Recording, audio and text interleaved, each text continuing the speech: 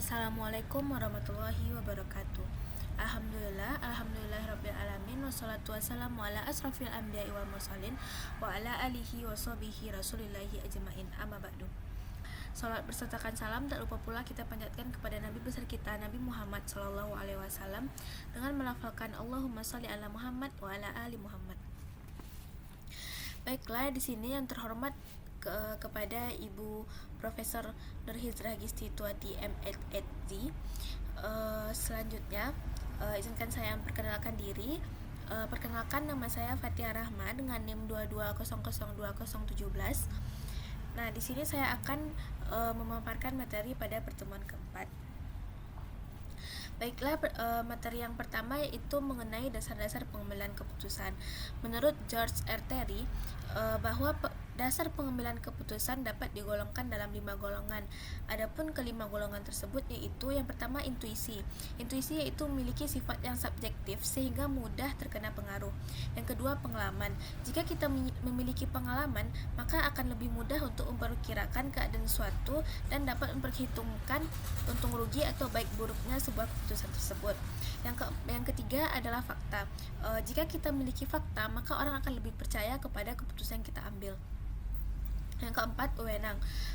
Jika kita memiliki wewenang, maka contohnya seorang pemimpin terhadap bawahannya yang lebih rendah, maka dia memiliki wewenang untuk pengambilan keputusan. Yang kelima, rasional. Rasional yaitu keputusan yang dihasilkan bersifat objektif, logis, transparan, dan konsisten untuk memaksimalkan hasil dari pengambilan keputusan. Selanjutnya yaitu faktor-faktor pengambilan keputusan. Pada pembahasan kali ini terdapat 4 faktor yang sangat penting dalam pengambilan keputusan yang dapat mempengaruhi dalam pengambilan keputusan. Yang pertama yaitu posisi atau kedudukan. Faktor posisi sangat mempengaruhi karena orang yang memiliki posisi dapat mengambil keputusan dan dapat memutuskan sebuah keputusan. Sekarang banyak sekali pemimpin-pemimpin tersebut yang sesuka hatinya dalam mengambil keputusan. Nah, oleh sebab itu para bawahannya akan mengikuti keputusan tersebut walaupun keputusan tersebut tidak sesuai. Nah, oleh karena itu bagi pemimpin-pemimpin pada saat ini diharapkan untuk memutuskan keputusan yang sesuai dengan apa yang terjadi dan sesuai dengan apa yang dibahas. Nah, selanjutnya yaitu faktor masalah. Faktor masalah dalam pengambilan keputusan sangat berpengaruh karena masalah dijadikan rujukan dalam menyelesaikan permasalahan atau antisipasi keakuratan kualitas keputusan yang dibuat.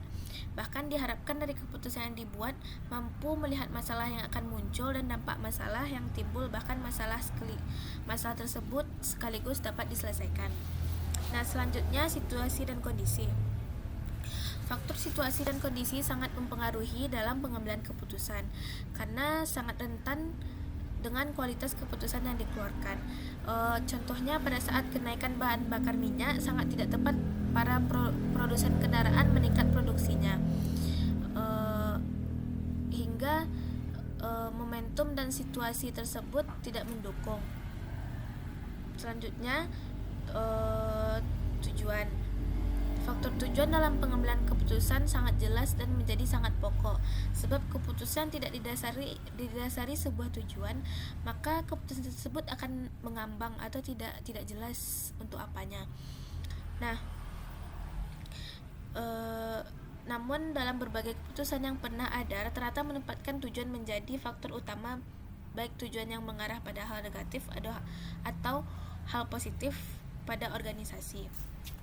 Selanjutnya terdapat beberapa faktor lain yang dapat mempengaruhi pengambilan keputusan. Yang pertama, keadaan intern organisasi. Keadaan organisasi berpengaruh dalam pengambilan keputusan. Sebab contohnya yaitu seperti kesiapan organisasi berupa dana, kemampuan karyawan, dan lain-lain. Yang kedua, keadaan eksternal organisasi. Kenapa sangat penting? Karena keputusan harus dipertimbangkan faktor-faktor eksternal yang mempengaruhi. Oleh karena itu itu diperlukannya identifikasi, evaluasi, dan diagnosa terhadap lingkungan eksternal. Selanjutnya, tersedianya informasi yang diperlukan. Jika tidak ada informasi yang diperlukan, maka sebuah keputusan tidak akan terpenuhi. Nah, maka oleh sebab itu, dalam pengambilan keputusan kita harus memiliki informasi yang dibutuhkan. Contohnya, pembuatan keputusan tanpa mempedulikan informasi terbaru terhadap perubahan suatu undang-undang atau aturan yang bisa membatalkan keputusan tersebut. Jadi kita harus mengikuti informasi yang tersedia. Selanjutnya, kepribadian dan kecakapan pengambilan keputusan. Kepribadian dan kecakapan sangat penting dalam faktor pengambilan keputusan. Karena orang pintar dan orang bodoh akan sangat berbeda dalam menentukan suatu keputusan. Orang yang mempunyai kapasitas dan integritas sangat berbeda dengan orang yang tidak mempunyai kapasitas terhadap suatu keputusan. Orang yang melakukan penilaian yang baik dengan yang tidak tentu menghasilkan keputusan yang berbeda. Begitu juga dengan kebutuhan yang kita butuhkan. Baiklah, sekian materi yang dapat saya paparkan pada pertemuan kali ini. Jika ada kesalahan, saya mohon maaf.